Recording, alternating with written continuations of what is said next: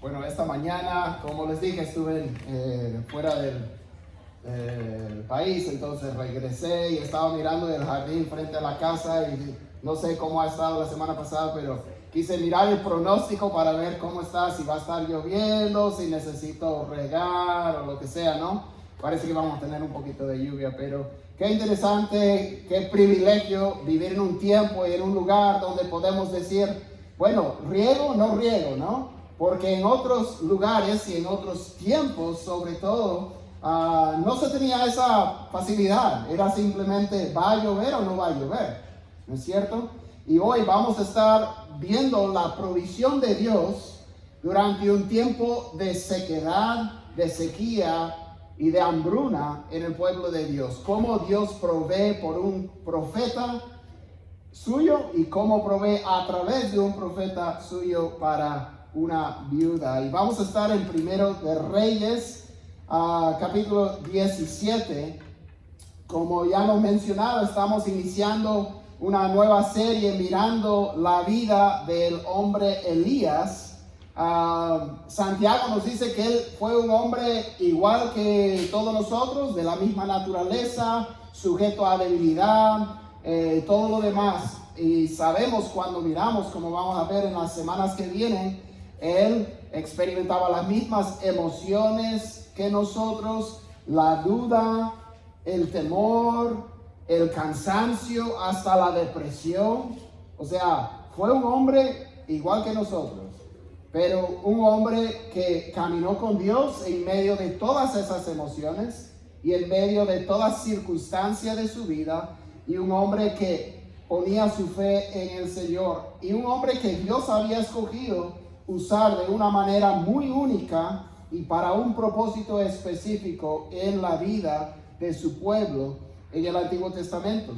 Elías es el primer profeta del Antiguo Testamento después de Moisés que reciba mucha atención en el Antiguo Testamento. No era normal que hubiera una abundancia de milagros en la vida de un profeta o en la vida del pueblo de Dios. Era algo extraordinario que hubiera tantos milagros, así como en el tiempo de Moisés, como en el tiempo de de Elías y de Eliseo que le va a seguir. Si fuera normal, nadie lo tomaría en cuenta, pero las cosas que Dios hizo a través de Moisés llamaban la atención porque no era normal, era extraordinario. Igual en el tiempo de Elías, igual, o sea, es algo extraordinario. Y vemos una abundancia de milagros, una manera de poder hablar la palabra de Dios de una manera única. Vamos a ver brevemente el trasfondo, el contexto, dónde y cuándo vivía el profeta Elías. Vamos a mirar Primero de Reyes, capítulo 16, versículo 29, para empezar y poner un poco de contexto.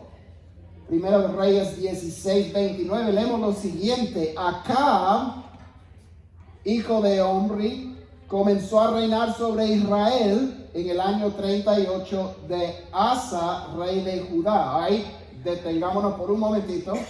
Acaba de decir la escritura que hay un rey sobre Israel que reina en el tiempo de otro rey que está reinando en Judá. ¿Qué está pasando aquí? Lo que tenemos es un reino dividido. Un reino dividido.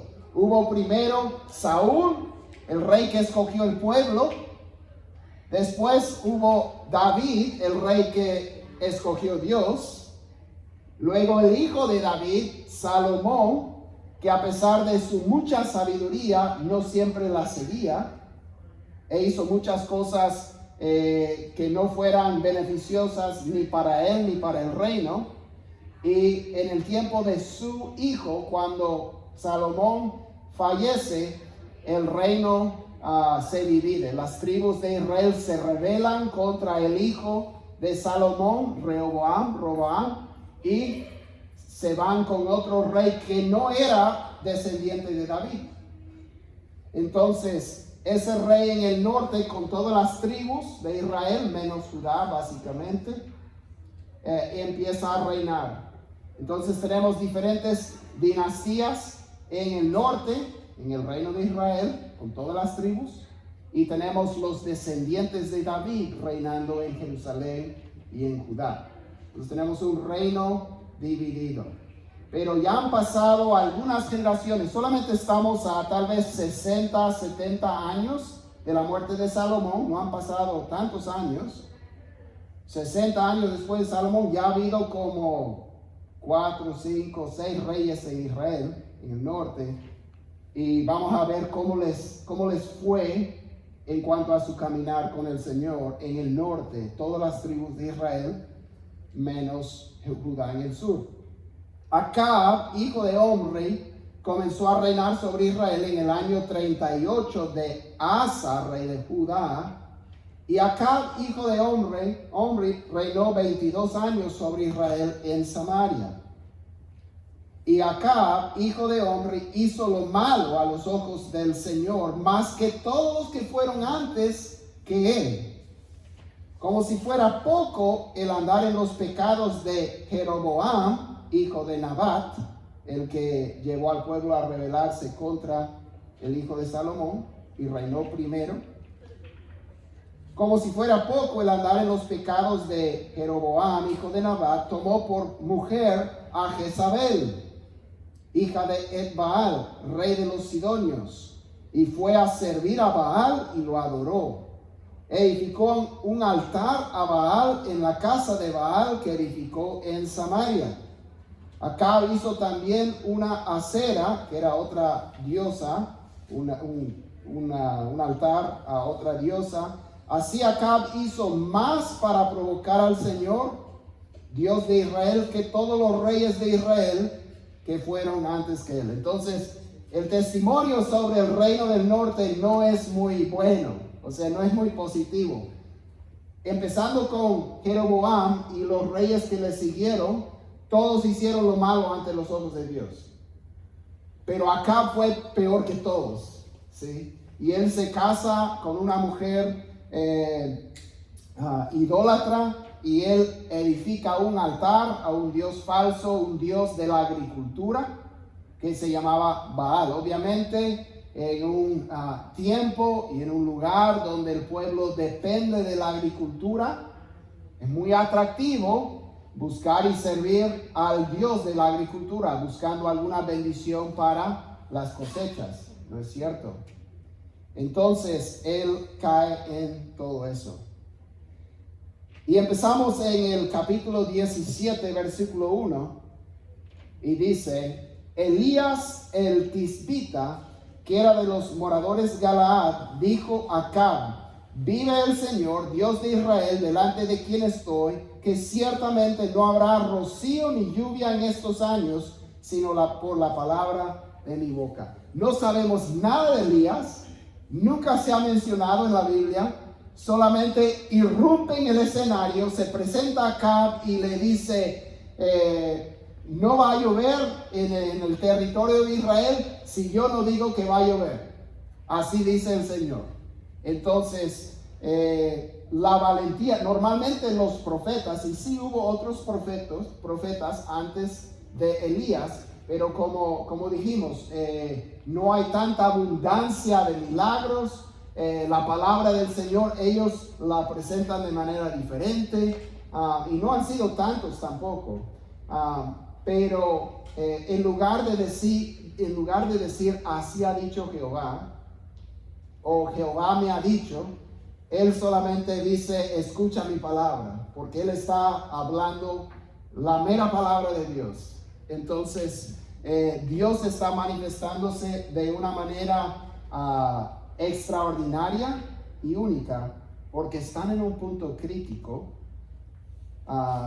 los israelitas, porque las tribus de Israel van de mal en peor, y con Acab casándose con Jezabel, esto pone todo en riesgo para, podríamos decir humanamente, los planes de Dios y los propósitos de Dios para con su pueblo. Porque Él les ha advertido desde el principio cómo iban a hacer las cosas si ellos le escuchaban, le honraban, guardaban su ley, ¿verdad? Él les dio todos los mandamientos para el bien de ellos. Y Él les dijo: si ustedes caminan en mis leyes y mis estatutos, les va a ir bien. Y si no, les va a ir mal, ¿verdad? Dios es un buen padre y Él para recompensar el buen comportamiento y para disciplinar el mal comportamiento. Y no nos equivoquemos ahí. No es que con comportarse bien ellos iban a poder ser el pueblo de Dios. Ellos eran el pueblo de Dios. Eso ya está establecido. Eso fue por pura gracia. Dios los escoge, Dios los saca de Egipto, los hace pueblo suyo. Ahora solamente depende de cómo va a ser su experiencia como pueblo de Dios.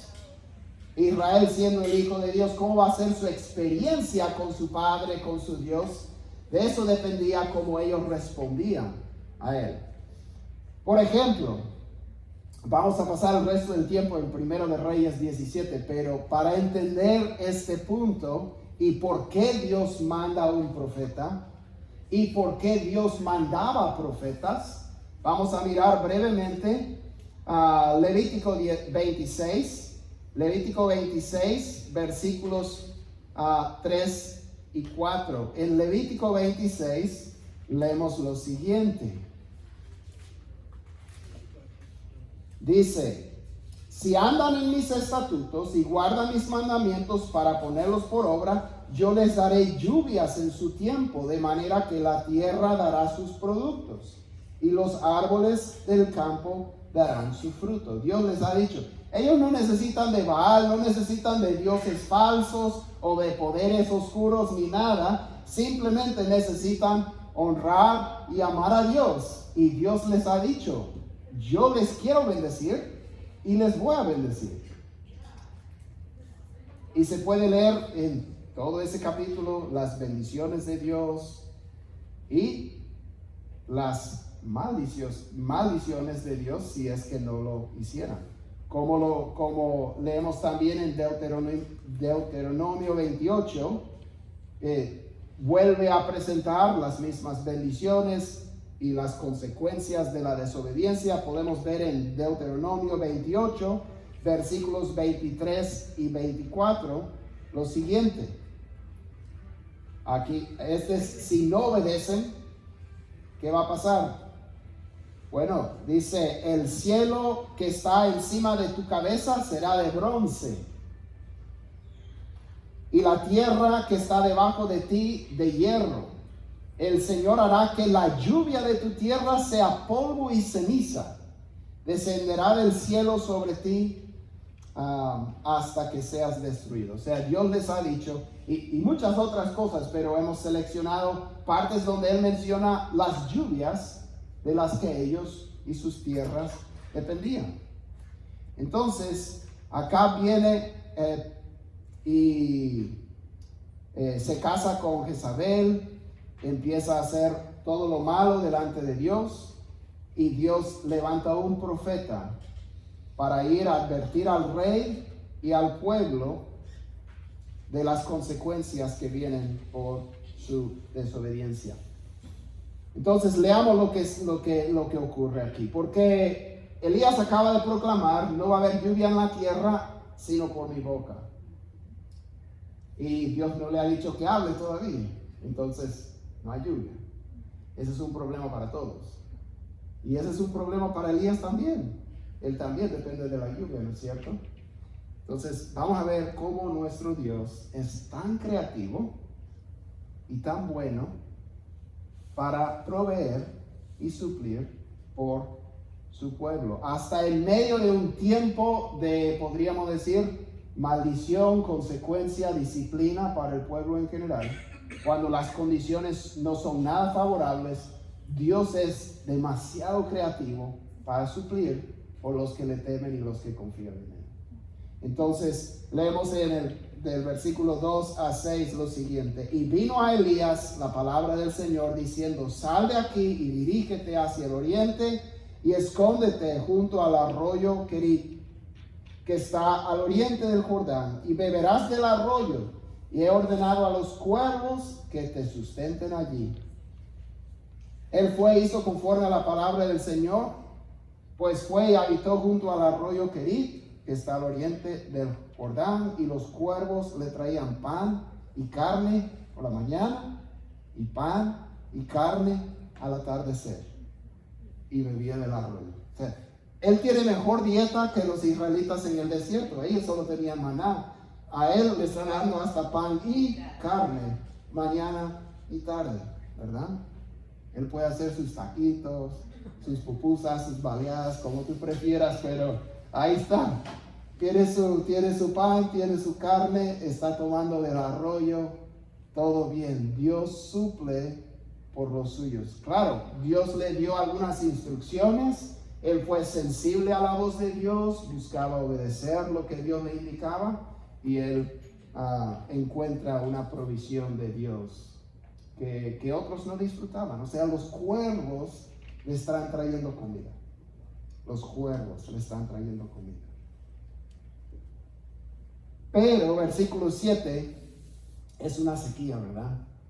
Sucedió que después de algún tiempo el arroyo se secó porque no había caído lluvia en la tierra. Entonces, la provisión creativa hasta abundante de Dios se acaba. Ahora, ¿qué va a hacer? Versículo 8. Vino después a él la palabra del Señor diciendo: levántate, ve a Sarepta, que pertenece a Sidón, y quédate allí, porque yo he mandado a una viuda de allí que te sustente. Él se levantó y fue a Sarepta. Cuando llegó a la entrada de la ciudad, allí estaba una viuda recogiendo leña. Entonces la llamó y le dijo: te ruego que me consigas un poco de agua en un vaso para que yo beba. Es una petición un poco valiente cuando están en tiempo de sequía. Cuando ella iba a conseguirla, la llamó y le dijo: te ruego que me traigas también un bocado de pan en tu mano. Todavía un poco más valiente. En la vida de Elías vamos a ver casi como que a veces tiene como pocas modales, o tiene como un sentido de humor o algo, porque muchas veces dice cosas que decimos: wow, qué cosa, o sea, ¿cómo le va a decir de frente eso? O sea, y vamos a entender más aquí, pero ella respondió: vive el Señor tu Dios, que no tengo pan. Solo tengo un puñado de harina en la tinaja y un poco de aceite en la vasija. Y estoy recogiendo unos trozos de leña para entrar y prepararlo para mí y para mi hijo, para que comamos y muramos. O sea, esto es lo último que tenemos. O sea, después de eso ya no hay comida. Ella reconoce al Señor Dios de Elías, ¿lo captó? Vive el Señor tu Dios. Ahora hay una situación, ahora hay 3 personas que están en aprietos, ¿verdad? Pero leemos en el versículo 13: entonces Elías le dijo: no temas, ve, haz como has dicho, pero primero hazme una pequeña torta de eso y tráemela. Saca la última comida de tu boca y de la boca de tu hijo y tráemela. Después harás para ti y para tu hijo. Porque así dice el Señor Dios de Israel: no se acabará la harina en la tinaja, ni se agotará el aceite en la vasija, hasta el día en que el Señor mande lluvia sobre la superficie de la tierra. Entonces ella fue e hizo conforme a la palabra de Elías. Y ella, él y la casa de ella comieron por muchos días. La harina de la tinaja no se acabó, ni se agotó el aceite de la vasija, conforme a la palabra que el Señor había hablado por medio de Elías. La mujer ejerce fe en Dios y en su provisión. Hace lo que no tiene sentido para la razón humana, ¿verdad? Hace lo que es contraria a la lógica, pero está haciendo lo que el Señor le está pidiendo hacer. A veces, hermanos, Dios nos pide hacer cosas y el obedecer a Dios muchas veces nos hace hacer cosas que parecen contrarias a la lógica, o sea, contraprudentes. Por la sabiduría humana serían necedades, como que nosotros mismos nos la estamos buscando cuando hacemos las cosas como Dios manda. Pero cuando hacemos las cosas como Dios manda, Dios derrama bendición. Ahora, no vivimos en el tiempo del Antiguo Testamento ni somos el pueblo de Israel. Entonces, las bendiciones de Dios no siempre vienen a nosotros en forma de prosperidad económica como Él les había prometido en la tierra prometida. Nuestra ciudadanía está en el cielo y las bendiciones del Señor son celestiales. Son todavía mejores que el dinero. Son todavía mejores que la comida. Pero también sabemos que el Señor es nuestro proveedor. Él no ha cambiado de carácter, Él no ha cambiado de personalidad ni de bondad. Y Él sigue supliendo para su pueblo, ¿verdad?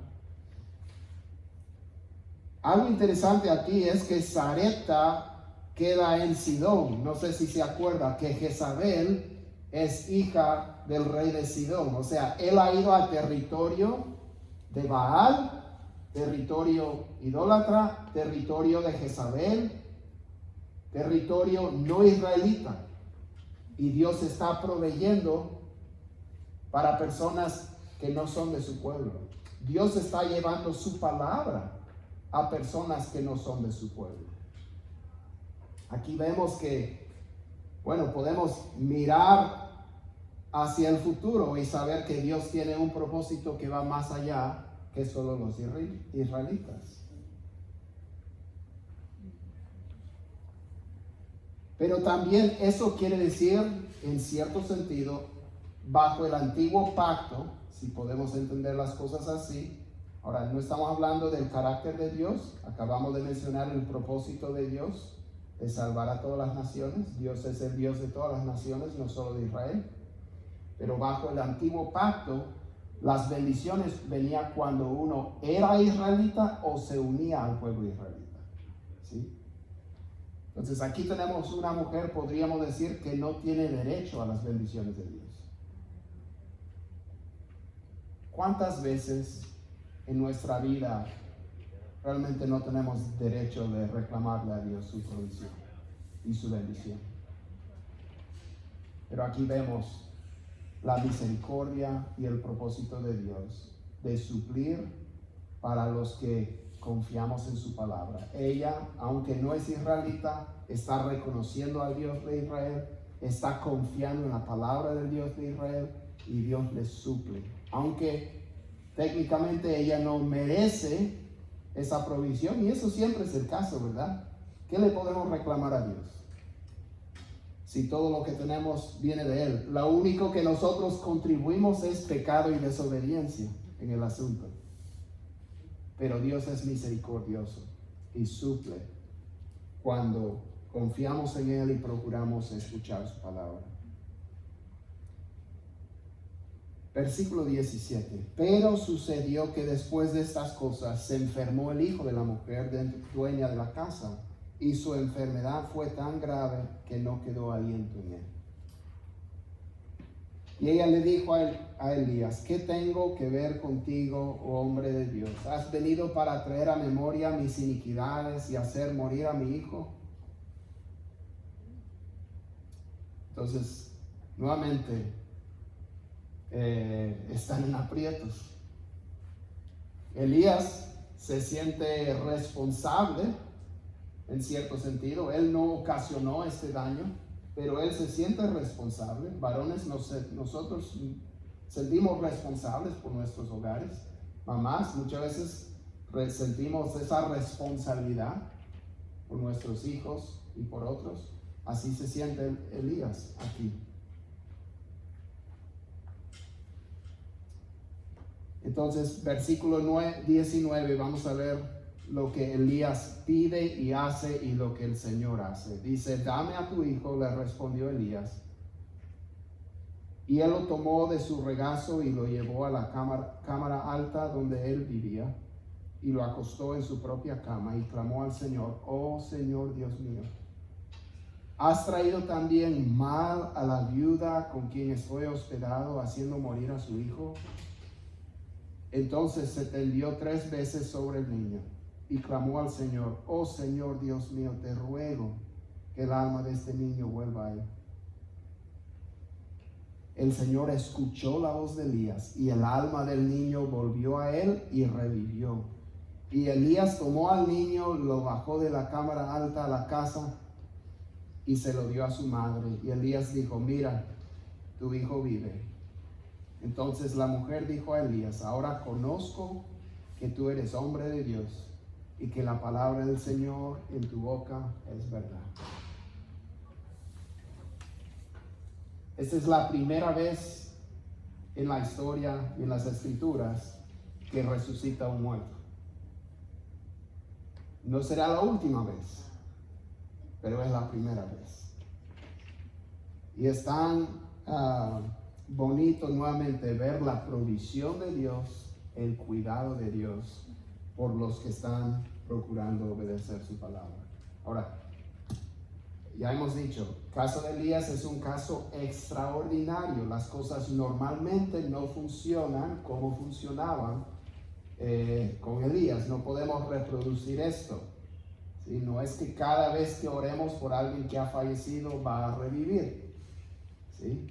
La muerte es algo que espera a todos, a no ser que venga Cristo primero. Esa es la manera en que pasamos a la presencia del Señor. Pero también no podemos descartar ninguna posibilidad, porque Dios es poderoso y no hay imposible para él, ¿verdad? Entonces no debemos dejar de orar por algo que parece completamente imposible solamente porque parezca imposible, porque para Dios no hay imposible, ¿verdad? Y Dios muchas veces puede sorprendernos. Entonces eso es algo que vamos a ver en todo este tiempo de estar estudiando Elías, que no hay imposible para Dios. Dios hace todo lo que Dios quiere hacer.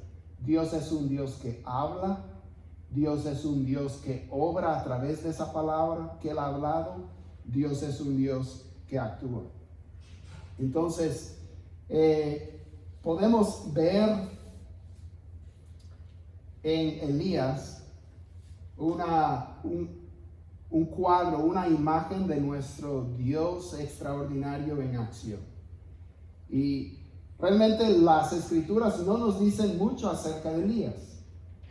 No sabemos cuántos años tenía, no sabemos nada de su familia, su linaje, solamente él aparece y hay muy poca explicación. Y realmente eso es porque Elías no es el punto de la historia. El punto de la historia es el Dios de Elías que está haciendo todo esto.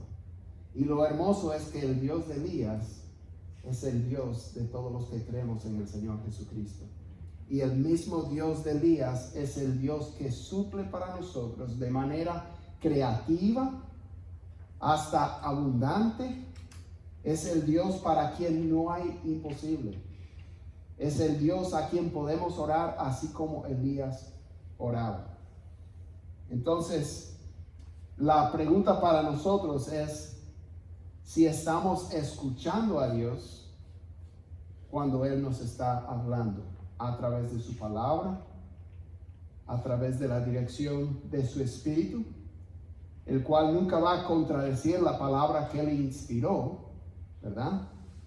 Pero que sí nos guía y nos dirige. Sea que estemos en un tiempo rutinario o un tiempo traumático, nosotros pertenecemos al Dios que nos ha hablado a través de su Hijo. ¿Le estamos escuchando? Para el pueblo de Dios le convenía mucho poner atención a las cosas que Dios había dicho. Él les prometía bendición o maldición, disciplina, podríamos decir, y a nosotros también.